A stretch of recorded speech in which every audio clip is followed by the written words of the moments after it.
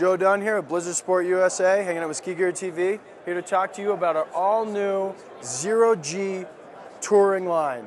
These skis are industry-leading light with Blizzard performance. The Zero G line is made with this unidirectional sheet of carbon. We call it the carbon drive system, okay? This is a sheet of carbon that wraps over to the edge and the tip and the tail, gives you that torsional rigidity you need to ski really, really strong, but industry-leading light, so the uphill is super easy. 3 different waist widths. The 108, fantastic, really good for deep snow.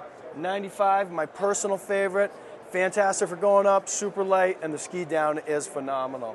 For you ultralight seekers out there, the 85 underfoot, fantastic with 2 different colors, one for the men, a nice one for the ladies. And then if you're really getting nuts, we got the Rondinette Attack. I'm not man enough for this ski. Have a good one.